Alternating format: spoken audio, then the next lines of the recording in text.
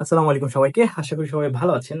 আজকের ভিডিওতে আপনারা হয়তো ক্যাপশন দেখেছেন যে ক্যাপশনে লিখা আছে যে আপনার কেন একজন মুদ্রা সংগ্রাহক হওয়া উচিত? এটা আসলে সবার জন্য না। যারা বর্তমানে চিন্তা করছেন যে আপনাদের একটা নিজের একটা হবি থাকা দরকার। তাদের জন্যই মূলত এই ভিডিওটা। মূলত আমি তাদেরকে জানাতে চাচ্ছি যে আপনারা যদি চান আপনারা এই হবিটা চুজ করতে পারেন। The reason is collecting banknotes এটা এটাকে বলা হয় king of all hobbies. So বুঝতেই পারছেন যে একটা আলাদা ভাব আছে। এছাড়াও আপনি যদি একটা ব্যাংকনোট কালেকশন এ থাকেন অথবা কয়েন কালেকশন এ থাকেন, এখান থেকে কিন্তু আপনি অনেক ধরনের নলেজ নিতে পারবেন। ফর ইনস্ট্যান্স আপনারা কিন্তু একটা কান্ট্রির ইকোনমিক্যাল স্ট্যাটাস তখনকার পলিটিক্যাল সিচুয়েশন সম্বন্ধে আইডিয়া নিতে পারেন এবং ওই দেশের কারেন্সির নাম কি, ক্যাপিটাল কি, অ্যান্ড ওই দেশের কিছু পপুলার ডেস্টিনেশন কি আছে, ওই দেশে কি ওয়ার হয়েছিল, এগুলো কিন্তু সবকিছুই মোটামুটি একটা ব্যাংকনোটে পোর্ট্রেট করা হয়, দেখানো হয়। সো এজন্যই কিন্তু আমি আপনাদের বলছি যে আপনারা যদি চান এটা স্টার্ট করতে পারেন। অ্যান্ড যদি আমি আপনাদের থিওরিটিক্যাল এক্সাম্পল এর বদলে প্র্যাকটিক্যাল কিছু এক্সাম্পল দেখাই। Wait a minute. So first of all আমার হাতে এখন একটা ব্যাংকনোট আছে। এটা হচ্ছে হন্ডুরাসের একটা ব্যাংকনোট। অ্যান্ড হন্ডুরাস কিন্তু কান্ট্রিটা অনেকে চিনতে পারেন, বাট এটার কারেন্সির নাম কি? হন্ডুরাসের কারেন্সির নাম হচ্ছে লিম্পিরা। আই গেস ঠিক আছে। লেম্পিরাস অথবা লিম্পিরা যেটাই বলুন। এটা হচ্ছে হন্ডুরাসের একটা কারেন্সি। অ্যান্ড ব্যাক সাইডে আপনি দেখতে পাচ্ছেন যে ব্যাটেলা ডে লা ত্রিনিদাদ, মানে ত্রিনিদাদের ব্যাটেলের একটা পিকচার এখানে দেওয়া হয়েছে। অ্যান্ড এখান থেকে আপনারা কিন্তু আইডিয়া করতে পারবেন যে এই ব্যাটেলটা কোথায় হয়েছিল, কিভাবে হয়েছিল, কেন হয়েছিল। সো একটা কিন্তু নলেজ গেইন করার একটা ওয়ে পেয়ে গেলেন আপনারা।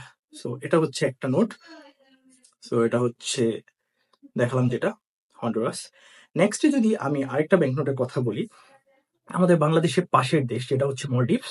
And এটা হচ্ছে মলডিভসের একটা ব্যাংকনোট। এই ব্যাংকনোটটার নাম হচ্ছে রুফাইয়া। মলডিভসের কারেন্সির নাম হচ্ছে রুফাইয়া। অ্যান্ড ওদের ক্যাপিটাল হচ্ছে মালে। এই ব্যাংকনোটটা কেন পলিমার বানানো হলো? এখানে আপনারা দেখতে পাচ্ছেন এটা কিন্তু একটা পলিমার ব্যাংকনোট, মানে হচ্ছে এই ব্যাংকনোটটা প্লাস্টিক দিয়ে বানানো, বলতে পারেন যে প্লাস্টিকের ব্যাংকনোট, পেপার না, পেপার কারেন্সি না, এটা পলিমার ব্যাংকনোট। অ্যান্ড এই ব্যাংকনোটটার বিশেষত্ব হচ্ছে এটা পলিমার। এটা কেন বানানো হয়েছে? মূলত আমরা জানি কিন্তু মালদ্বীপের কিন্তু চারদিক দিয়ে সমুদ্র, একটা দ্বীপরাষ্ট্র।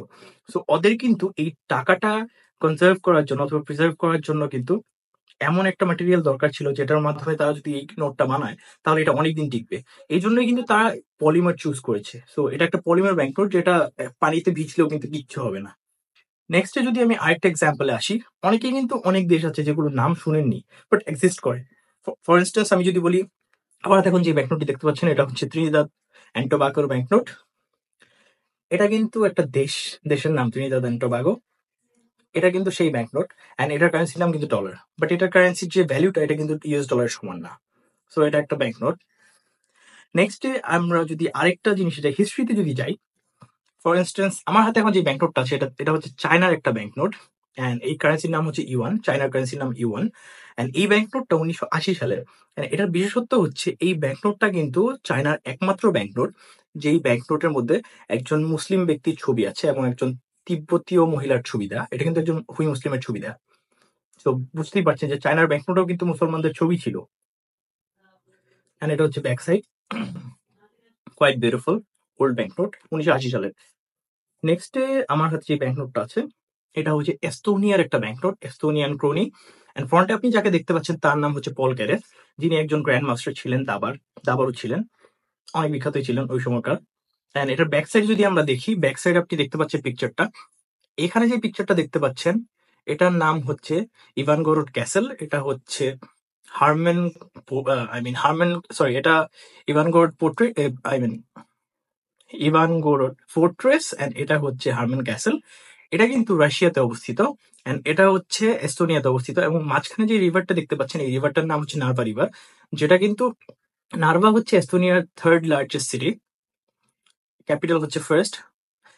অ্যান্ড এখান থেকে কিন্তু আপনি একটা সুন্দর একটা ইতিহাস জানতে পারলেন যে একটা নদী আছে যেটার নাম নার্ভা। অ্যান্ড এই নদীর কিন্তু এক পাশে হচ্ছে আপনার এস্তোনিয়া, এক পাশে হচ্ছে রাশিয়া। তো এটা হচ্ছে একটা ব্যাংকনোট এস্তোনিয়ান। আর কারেন্সির নাম হচ্ছে ক্রোনি অথবা ক্রোন।